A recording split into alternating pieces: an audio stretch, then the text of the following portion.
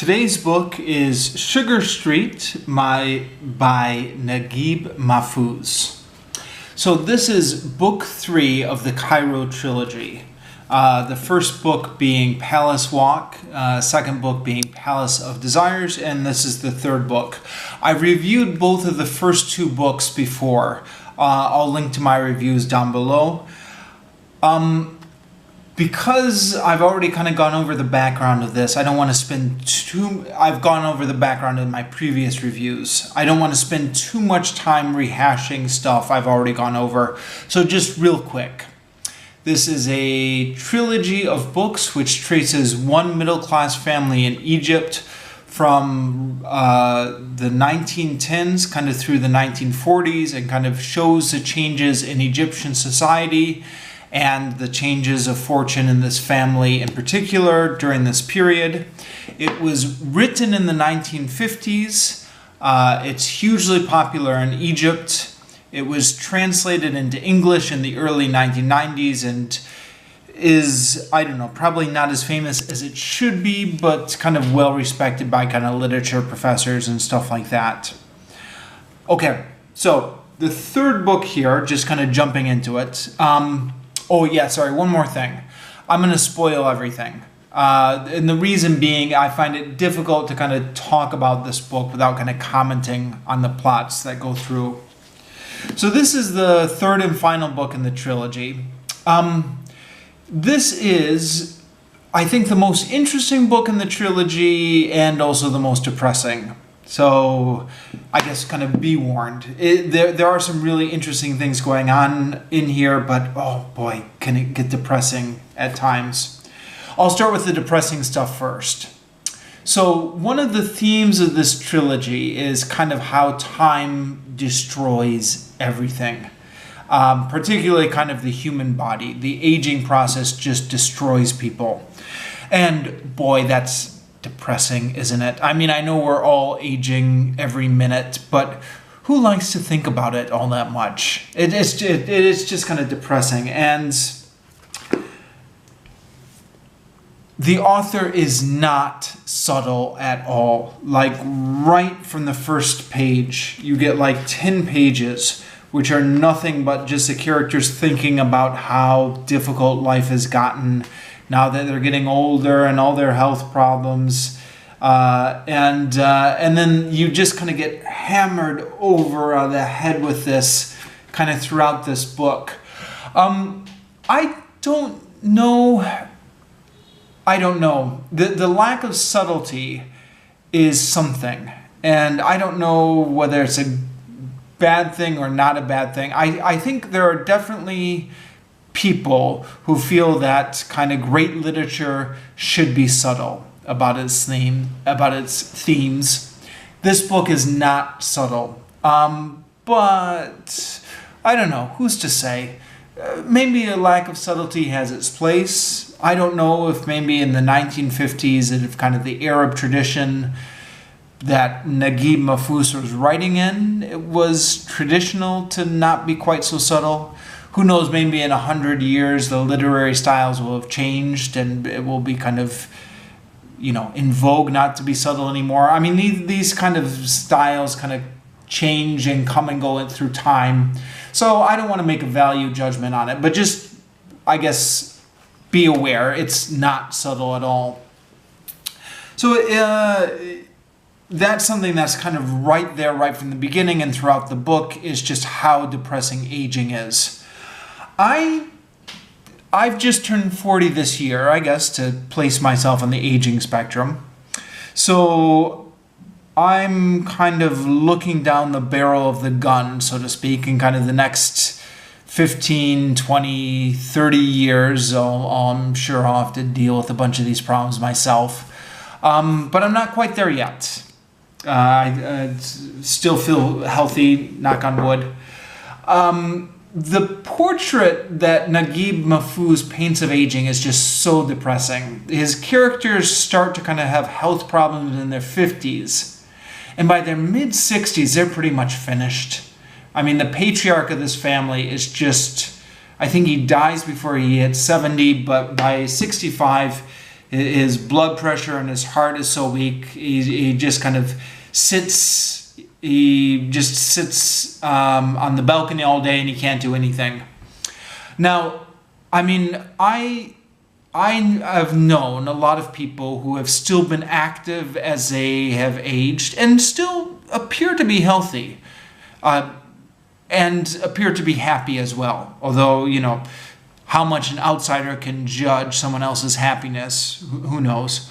And, you know, I hate to use Donald Trump as a positive example of anything, but whatever else you may say of him, the man's, what, 72 and still appears to be kind of very active in society, energetic, has a lot of thoughts and stuff like that.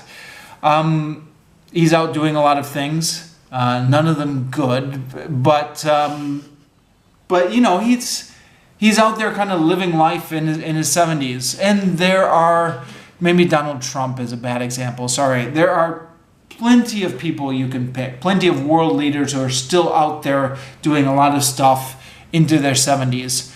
So I think Naguib Mahfouz has an overly pessimistic view of kind of how aging destroys people, or at least an accelerated timeline of it. But I don't know. Check back with me in 30 years to see how I'm doing, I guess, and I'll have a more nuanced take on it then, I'm sure.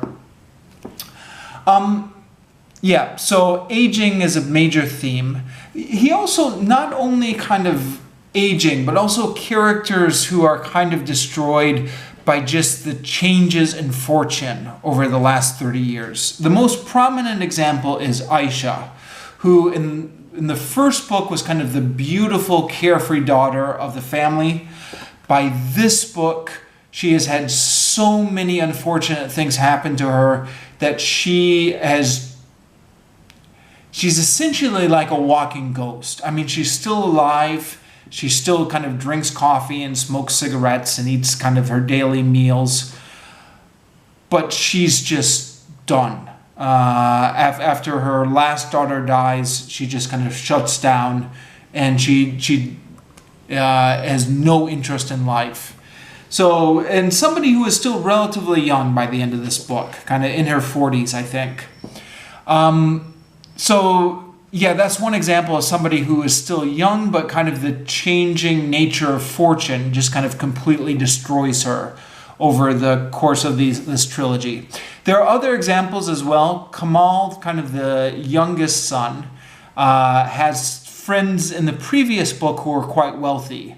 In this book, the same family has kind of lost their financial fortune, and they've had a lot of kind of personal tragedies in this family as well.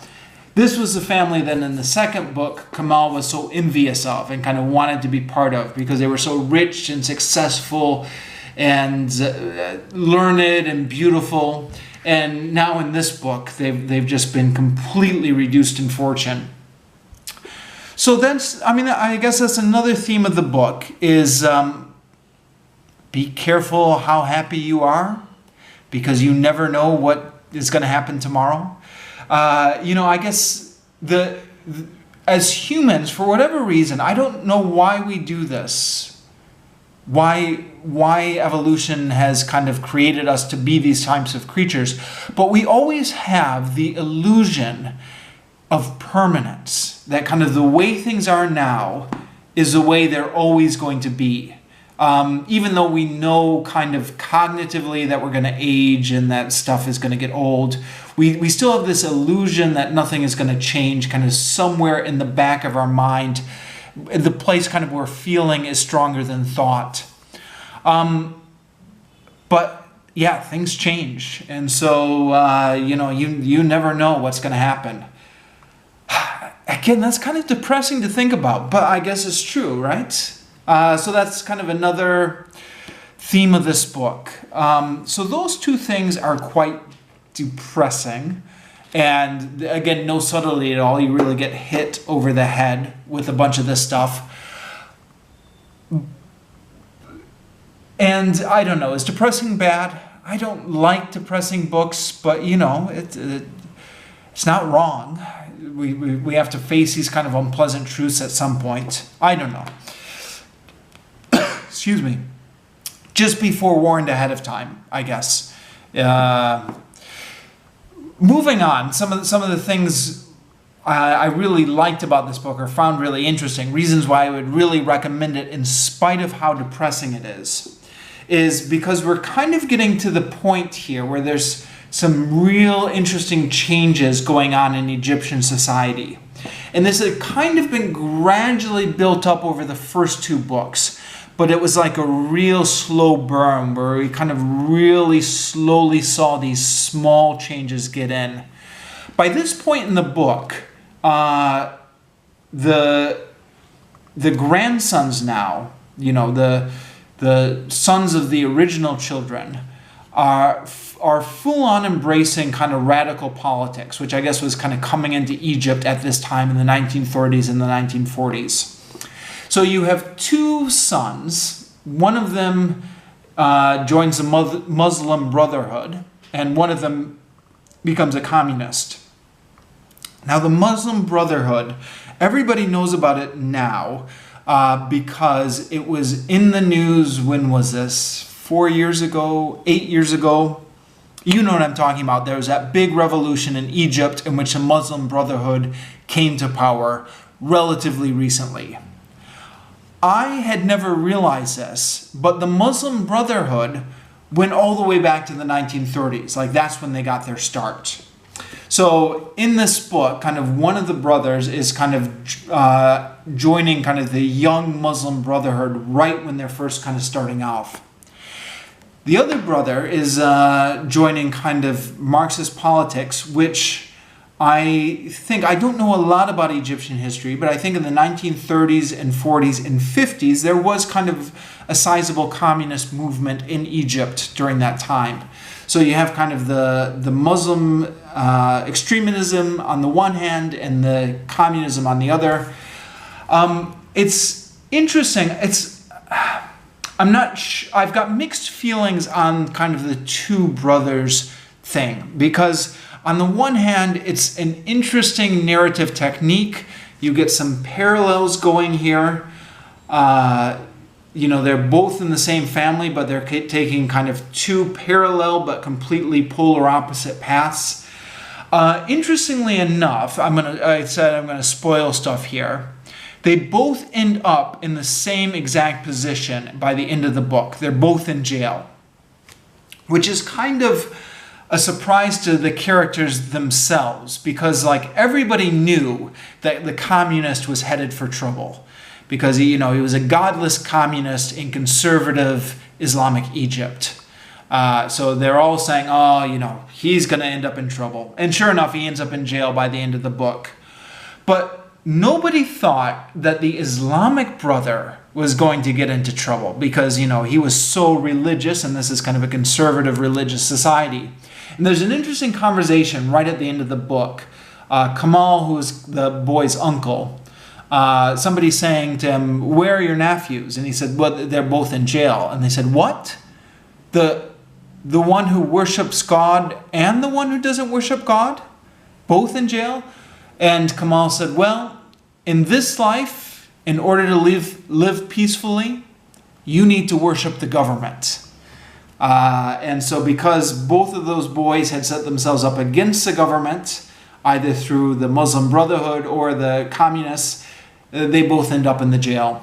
And that's kind of where the book ends, with them both in the jail and kind of, their future kind of being in a state of flux. But I guess the point of the trilogy is it's brought us kind of this far to changes in Egyptian society. Kind of jumping back in the trilogy, when these books had started out, there was the older brother, Fahmy, had been really involved in nationalist Egyptian revolution. And this was kind of the height of radicalism at the time. His parents didn't want him involved in it, but he was leading marches against the English and kind of involved in this nationalist independence revolution. And then he gets killed during that in the first book. Then in the second book, his younger brother Kamal kind of moves moves kind of a few steps further. So Kamal is kind of no longer interested so much in nationalism. He becomes like a humanist. He's interested in humanist philosophy. He loses his faith in Islam. He becomes kind of an agnostic or some sort of a deist. And he creates kind of conflict with his father, and he kind of has to hide his true feelings. And then by this book, then Kamal's nephews are even more radical than he is. So every kind of book, the kind of lines of acceptable thought, the boundaries just kind of keep getting pushed with each generation. Now, Fahmy died in the first book, but Kamal is still alive. And Kamal's kind of intellectual journey made up a big part of the second book. But now Kamal is finding himself kind of outflanked by his two nephews, who are even kind of further to the left of him, or kind of more pushing the intellectual boundaries even further than he was. And so you get some interesting discussions here. One point in kind of one of the communist meetings, they're discussing Kamal, like the boy's uncle. And they're saying, well, you know, he's just a typical bourgeois intellectual. You know, he's interested in kind of the nature of truth and reality, but he's not doing anything to kind of help the people. And also, back in the first book, again, kind of jumping back, this nationalist movement against the English, this kind of mini revolution here, was just such a big part of the first book. But then by the time you get to this book, kind of the communist grandson says, these kind of nationalist quibbles, he says they're just like the wars that, the ancient tribes used to fight thousands of years ago. He said some future historian is just going to judge this like one of these quibbles that two tribes had over a certain area of the river thousands of years ago. And Kamal hears this and he thinks, no, because Kamal's brother died in that struggle. He said, no, you don't. I mean, he doesn't actually say this to the boys. He's just kind of thinking this. You don't understand. Fahmy did not die for nothing. But that's kind of how these younger communists are almost beginning to see this here. On the other hand, there's some interesting passages, right? When the boys are arrested, they're brought before a police officer. And it turned out this police officer was a friend of Fahmy's from the first book. And he actually, it's actually something that was set up way in the first book. Fahmy did have a police officer friend way back in the first book. And he's kind of giving them a lecture. And he said, your uncle Fahmy died in those protests. And he said, now the people who were in that movement with him are all kind of in high-level government positions. So kind of what was once radicalism at one time has kind of now become the establishment. And then the establishment is kind of cracking down on the new radicalism, the communist and the Muslim Brotherhood guy. So it's just interesting how this story has kind of come full circle like that. I just thought those kind of things were really interesting, showing the intellectual progression of Egyptian society, the changes in generations, the difference between the way each generation views things and the kind of conversations in the family. I thought all of that was really well done, really interesting. I mean, those kind of things really sell me on this trilogy. And so that's why I would recommend it, in spite of kind of how depressing it can be at times. All that being said, I'm going to make a criticism here. I think a weak point in these books is the author has really never been able to realistically portray the way kind of youthful radicalism kind of interacts with a person's kind of whole being. So like we all know kind of young people are attracted to radical politics. But I think there's a tendency in books to kind of write these kind of youthful zealots as kind of one-note characters. Like every time Ahmad comes on the scene, he's kind of spouting off about the fate of the poor. And every time his brother comes on the scene, he's always spouting off about the prophet. And it starts kind of right from these boys have been briefly introduced in the book before as kind of young boys. Now that they're kind of teenagers and young men, kind of right from the first chapter where we're reintroduced to them. One of them is spouting off about religion, and one of them is spouting off about the fate of the poor. And I just thought, no, this is not the way real people work. And it's a pity because all the other characters in this book are kind of very three-dimensional, very lifelike. Like, I really like this book on the whole, but I think this is one note he's missing. I made the same criticism in Palace Walk with Fahmy's kind of young radicalism. Because I think young people, even though they do get involved in radical politics, they're not just kind of one-note political machines. In fact, I think young people have egos, and that ego interacts with how they become involved in politics. They want the approval of their peer groups, which is kind of why radicalism feeds on college campuses when they're trying to impress each other. You know, they want this radicalism as a new form of identity. They want to find their way in the world. They have other kind of emotional needs. And I think so seldomly in books do you kind of get this realistic portrayal of kind of how political radicalism interacts with kind of a person's ego as a whole, or a person's emotional needs as a whole. And when you just kind of start off with these, I like the fact that I like and I didn't like it, how the two brothers are going on separate journeys. I mean, I liked it because it was a little bit clever and it set up some parallelism. But I didn't like it because it was almost a little bit too cute, if you know what I mean. It was just a little bit too contrived to have these two different brothers in the house who are going on these different journeys. And it just got set up badly right from the first note. All of that is to kind of hit on the negative. In general, I really like how Naguib Mahfouz portrays characters. Kamal, who was kind of one of the major characters of the second book, kind of comes back in this third book again. And Kamal's the intellectual. And I think people who read books like this tend to identify with Kamal. I mean, I don't want to say I'm an intellectual because I'm not that smart. But, you know, I'm introverted. I'm kind of more attracted to books than to sports. I'm kind of inclined that way. And Kamal is definitely kind of that character, which I think most of the people who are inclined to read a book like this will identify with. In the first book, Kamal was just obsessed with this girl who he didn't really know how to go about it. And sure enough, she ends up with somebody else. In this book, he's moved on with his life, but every now and again, that kind of past life will echo back for him. Like he'll hear a report of like where she is now or what she's doing.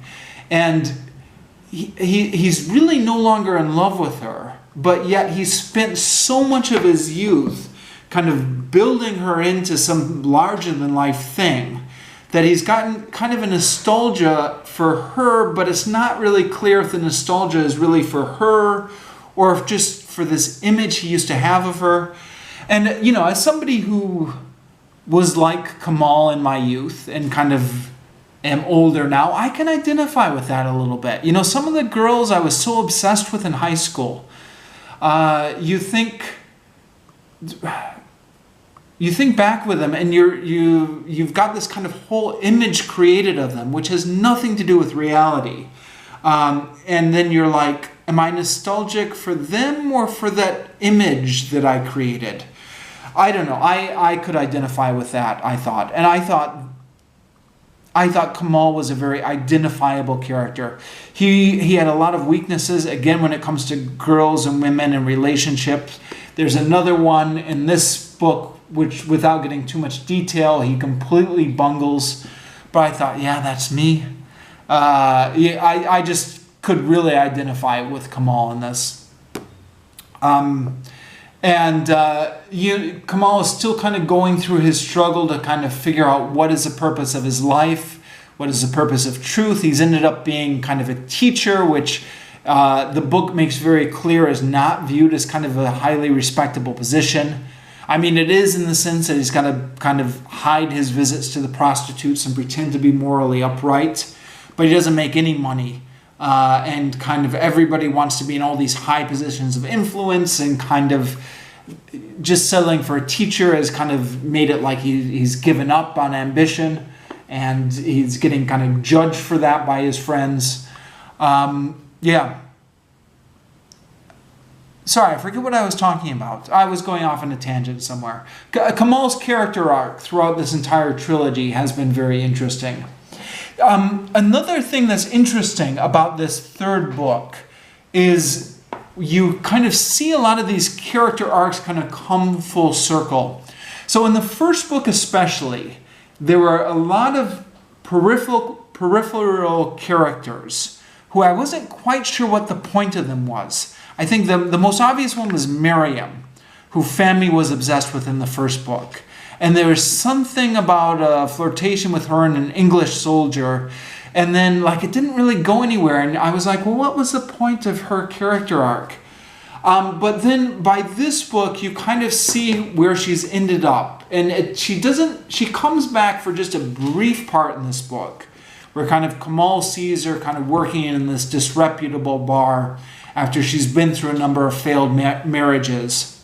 But it's just kind of enough to kind of tie off her character arc. Like a lot of the characters in the story, she has a depressing character arc. Kind of fortune and kind of time has destroyed this girl. But there's a lot of moments like that where we get kind of callbacks to the earlier books to kind of see what the final arc of these characters were, and things that I hadn't quite understood what was being set up in the previous books, we get the payoff in this book. So in that respect, again, it's quite interesting to kind of come to the end of the trilogy and kind of see this full circle. I might just kind of wrap it up there. There's some more stuff to get into, but I don't want to make this video too long. And I think, oh, no. Wait. I take that back. I'm going to talk about something more. I've got about 2 minutes left, so just quickly. I've been talking to some Egyptians about this book. I've ran into a couple of them. One of them's a friend, one of them I just kind of met recently. And they've both confirmed to me that this author is really beloved in Egypt. I was asking him about it because I said, you know, the plot of these books is that one of the themes of these books is kind of the intellectual progression as Egypt gets kind of more liberal and kind of these outside ideas come in. I said, given that, you know, at least my image of Egypt is kind of a conservative Islamic society, how do people really feel about this? And they said, no, they're classics. And I said, yeah, but what about these themes about like intellectual progression and humanism and Marxism? And one of them said, well, you know, the thing in Egypt is, he said, people who are really conservative, they don't read a lot of novels anyways. So they don't really know what's in these books. They just love Naguib Mahfouz because he's like one of the only Egyptian authors who's gotten any sort of international recognition. And, you know, he got the Nobel Prize for Literature, not the Nobel Peace Prize for Literature. Got the Nobel Prize for Literature. He's quite respected in a lot of literary circles. So people just kind of think he's like an Egyptian treasure. And he's like, people who actually do read his novels tend to be kind of the more open-minded people anyways. So it's not that much of an issue. They also talked about a bit how kind of the pendulum has swung a bit back and forth in Egyptian society.